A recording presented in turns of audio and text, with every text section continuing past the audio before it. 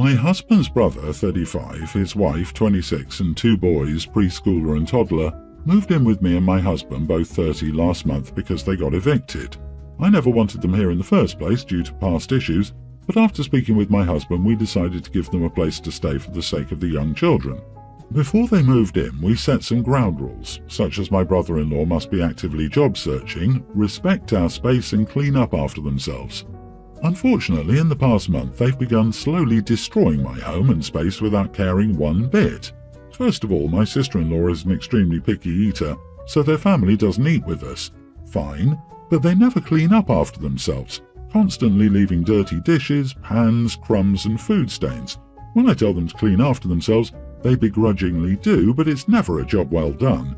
Last week, one of the boys had peed on my very expensive couch, which I only learned about after smelling urine while watching TV. Sister-in-law is stay-at-home, but she's more like stay in her room doing God knows what while her two children run rampant around my house. In the last 3 weeks, her boys have 1. Coloured on their bedroom walls, 2. Trashed my living room with their toys, 3. Knocked over half of my plant collection. Their whole family has turned my house into a damn zoo while contributing nothing. I've not been able to comfortably live in my own space for the past few weeks.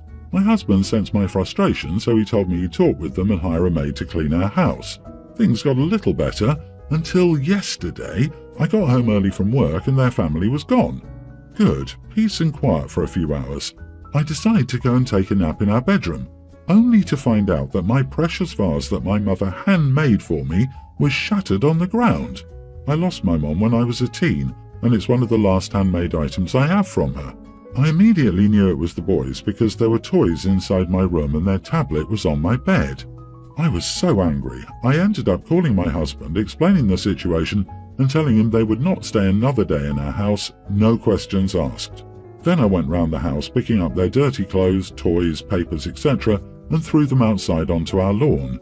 When they came back, there was a huge confrontation between me and them. I listed all the disrespectful things they'd done and that I wanted them off my property by midnight because they'd met none of the conditions outlined when they first moved in. I called their kids untrained dogs. They screamed back, calling me heartless, cruel and evil, saying I'd make them homeless. Well, they did end up leaving after I threatened to call the cops. My husband is fully on my side, but I can tell he feels a little bad. Mother-in-law called me, upset, asking me to take them back in after I forced them to sleep in their car last night. Am I the idiot? No, you are not the idiot. If mother-in-law is concerned, she can take them or buy a motel room. They've crapped all over your hospitality, and it's no coincidence they were gone when you got home. They knew breaking that vase was going to be bad news. I'm so sorry this happened to you. I can see why they were evicted from their last place. Oh dear. Is there an artisan who might repair the vase or create something from the pieces? Maybe you could use some pieces in a mosaic frame around a pic of you and your mom. I'm so sorry it happened. Mother-in-law can take them in. Being family doesn't entitle anyone to no boundaries and destruction of property. They don't seem capable of managing their lives or making an effort to. They're definitely incapable of managing their lives, never mind raising 2 young children. I've seen enough. And their relationship, oh trust me, that's a whole other story. They actually started dating when sister-in-law was only 19, but were on and off until 29-year-old brother-in-law knocked her up. She has her problems, but brother-in-law definitely took advantage of a vulnerable young woman. Unfortunately though, mother-in-law can't take them in because she lives on the East Coast and we live on the West. I do not want to pay for their bus fare now. Also, mother-in-law is poor and lives in a 1-bedroom apartment my husband bought for her. 0 room for them. I definitely wish she could take them in, but it's very improbable. Mother-in-law is berating you after your husband bought her an apartment. The entitled brother didn't fall far from the tree. Maybe they thought if they made themselves unbearable, they'd get an apartment too. I actually feel sad for the sister-in-law. She probably became a mom when she wasn't ready for it at all. I wouldn't be surprised if your sister-in-law has been depressed for a long time. I, 18 female, have been dating a guy, 21, on and off for around a year, but we made it official 3 months ago and have been monogamous ever since. I've been enjoying my time with him because he's sweet, interesting and cares about me, but he's mad at me now because I rejected his very expensive and nice gift. Basically, last night we were out for dinner and he told me that he had a surprise for me. He pulls out a small jewellery box and shows me a pearl necklace inside. My heart literally dropped. I mean, it was gorgeous, but my first thought was, this must have been a fortune. He explained to me that it was his mom's before she passed away and that his dad gave it to her. I almost cried. I mean, the whole thing was so sweet and meaningful, but I paused and realised that it wasn't appropriate. I panicked momentarily because I didn't want to be rude. I just let him down easily. Of course, I thanked him first and told him it meant a lot, but I told him that since we've only officially been together for 3 months, and since this is such a beautiful and meaningful piece of jewellery that's probably very expensive, I wouldn't feel right taking it. I could lose it or break it and I'd never forgive myself. He looked very hurt and put it away. I felt bad, but he seemed fine the rest of the night. This morning I woke up to a text from him that was pretty detailed. He explained that my rejecting it made him feel unwanted and like I was rejecting him, not just the necklace. I haven't responded, but I'm extremely confused. I mean, yes, I like him and I dig him, but we're not so serious yet that I can accept a very expensive and rich backstory piece of jewellery, right? I feel guilty and don't know how to respond to him. Am I the idiot? Not the idiot. You guys are a new couple, you don't even know each other yet, or if this relationship is even going to develop, yet he's giving you his late mother's jewellery. To be honest, he sounds weird. He's overly attached after basically no time, and his reaction to this whole thing stinks of emotional immaturity. Obviously, it's up to you if you want to continue, but I'd urge you to reconsider. You can expect some epic mood swings, I think. Yep, this was my first thought too. I think you need to pump the brakes on this relationship a bit. His giving you this gift in the first place was inappropriate. Too much, too soon. However, the bigger problem is his response to your honest feelings and feedback about the gift.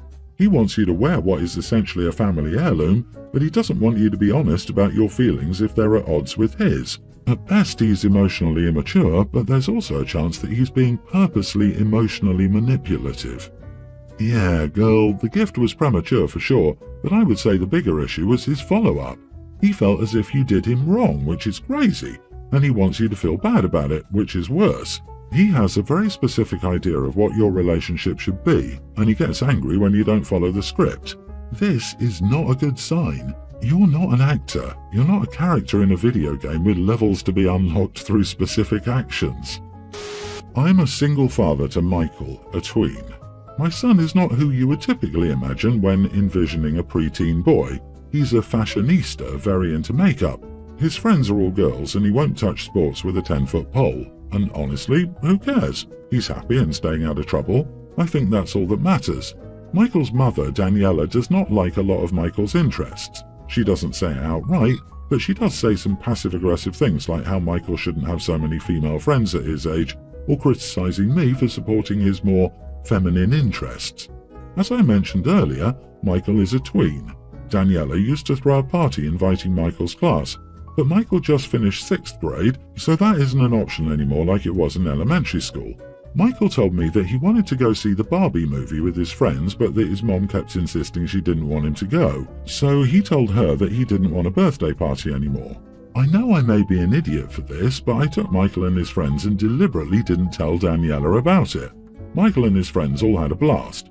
As I mentioned earlier, Michael is very into makeup, so I got him a Sephora gift card for his main present, since he loves to go there, and I know I probably wouldn't pick out the right thing. Daniela called me a few days ago because she saw the Sephora gift card after Michael pulled out his wallet for something. Michael was honest about the movie's birthday and gift card when Daniela asked him about it. Daniela said we're supposed to be a team in parenting Michael, and accused me of sending mixed messages as a way to spite her by making things with Michael harder for her. She ended up getting family members and even a few of our mutual friends involved, and most of them are not on my side. They said there's nothing wrong with Daniela wanting Michael to branch out with more masculine interests, and they were concerned as Michael has had issues with kids at school wanting to be stupid, and even occasional adults wanting to make immature comments. Anytime I hear about a bullying issue, I talk to Michael's school and have it shut down. I haven't heard about any issues from Michael in a while. I've always told Michael that if he's true to himself, he'll meet good people and find his place. These friends and family members accuse me of living in fantasy land because as much as we say just to be yourself and ignore bullies, Michael's starting 7th grade and bullying will only get worse as the kids become older and stronger, and I'm failing to prepare Michael for a professional world that will not be as open-minded. Am I the idiot? Not the idiot. Mom doesn't get to play the "we're a parenting team" card when she's parenting her fantasy of your child. He's into makeup. He wanted to see Barbie. That's the son you've got. Daniela can have another baby if she wants to try for one with more masculine interests. Props for supporting your kid. Unfortunately, you are co-parenting with one of your son's bullies. By suggesting he's less than for not having the right friends or interests, it is belittling him. You are the parent who nurtures him as he comes, and that's the most important attribute in a parent imaginable. Keep up the great work. I see why she's your ex.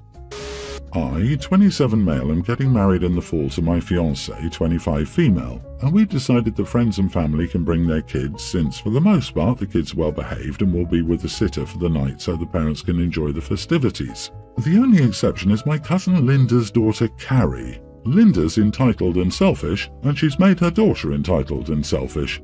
2 years ago, my other cousin, Linda's sister Lily, got married, and Carrie ruined the wedding by throwing a tantrum and destroying the cake because she was jealous that Lily's daughter was the flower girl. Linda recently called me up to talk and brought up child-free weddings and how terrible they are. Her invitation said nothing about a child-free wedding. It had her and her husband's name on it and no +1 or anything to indicate Carrie could come. I told her I wasn't having a child-free wedding. Carrie wasn't invited because of what happened at Lily's wedding. I don't want a repeat of Carrie seeing she's not the flower girl again and throwing another fit.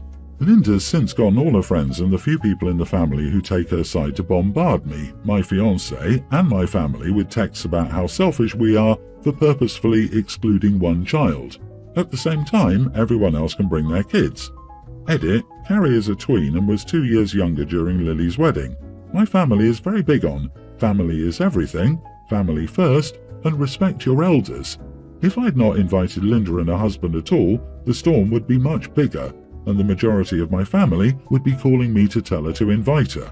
Family is everything, but they're over there bombarding you and calling you all selfish. Your family too. Do they want your wedding ruined? Not the idiot, but uninvite anyone that complained. For real. Excise all this BS. I've never been around anyone who acts like this, and I'm 40. So true.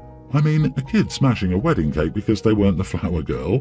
It's actually wild. My mother would have ended me if I'd done something like that, and she was a gentle parent before the concept really existed. Carrie was a tween when she threw her fit, old enough to know better. So she's almost a young teen now with extra fun hormones raging through her system. Be prepared that she may bring Carrie along anyway. In my opinion, you better uninvite her if she's so unhappy about this arrangement. Ugh. Family can be entirely overrated. Like, a good family is great when everyone gets along, looks out for each other and genuinely likes each other. Awesome, love to see it, but you very rarely see it. Half the time it's a bunch of idiots you wouldn't hang out with if you had a choice. Last night I, 23 female, texted and asked my boyfriend, 25, to come down to the basement where my office space and new futon are. He replied, nah, and then asked me to come upstairs to bed. He probably wanted cuddles, but I told him it was important to me, and I wanted him to come to see my new arrangement, new setup in the basement. He didn't reply to my text, so I slept downstairs on the futon. This morning I left without him to work. We work at the same place. He called me and asked me if I'd overslept. He assumed I was still at home in the basement. I said no, I left. He was so shocked that he kept asking me, "Did you leave? You're not at work?" Then I tried to tell him, "I asked you to see something important to me, and you ignored me." He got mad. He said he slept through his alarms. "You really left me? Over that?" Then I tried to tell him again, "I'm mad because I said it was something important to me, but you..." But before I could finish my sentence, he ended the call. How I feel about this at this moment is, if he's too lazy to drive himself, I understand. He has his own car, but if we go to the same place, it makes sense to drive together. But missing your alarms? You're an adult. You should wake yourself up, and if you don't, you'll be late to work. That's on you. Don't rely on me to be your mommy and wake you up and wait for you to get ready. I don't know. I feel bad for hurting his feelings and literally leaving him behind, but at the same time, he's an adult with his own car and job separate from mine. If he's late, that's on him. Why should I have to be late every morning because he can't wake himself up on time? Or vice versa. I don't want to make him late because of me. I felt so much better without the responsibility of taking care of him in the mornings. But now I feel bad. So, am I the idiot for leaving my boyfriend behind while I drove to our workplace in my car? LMAO, is this actually real? You both acted like petulant children. Everyone's the idiot here. He could have taken 2 minutes to look at the basement, but you're the bigger idiot because your reaction to him blowing you off was completely overblown and super petty. It could have cost him a job over a futon in a basement. You are the idiot. You left because you didn't get your way. He didn't hop out of bed to see a room arrangement when you told him to. I'm assuming the room will look like it did last night when you get home today, so it really wasn't urgent or an emergency. The rest of the stuff you just added to justify your own actions, which were petty and, in my opinion, mean-spirited. You apparently have a routine in the morning. You changed it because you were mad. Holy cow, I'd break up with you on the spot. What an insane overreaction to not seeing a stupid futon. You actually slept on a futon simply because your boyfriend dared to fall asleep, or simply keep relaxing before he could haul his tired butt out of bed to go see your setup? Wow. No, it's not your responsibility to be a mommy and wake an adult man every morning. Yes, it is your responsibility to be an adult yourself and be able to differentiate petty grievances from actual reasons to not behave like a person in a couple. Honestly, I'd take the day off work and move out before you got back. I disagree. OP's not the idiot. He's not your child. It's not your job to get him up and ready in the morning. I'd be so embarrassed if I were him. He had all the means to get himself up and get to work. He just likes being mothered. Personally, I'd be done with this relationship. You told him multiple times that this was important to you, and he ignored it. All you did was leave him responsible for himself, and he couldn't even be bothered to listen to why. I'd advise you to move on, as there is clearly a lack of respect here.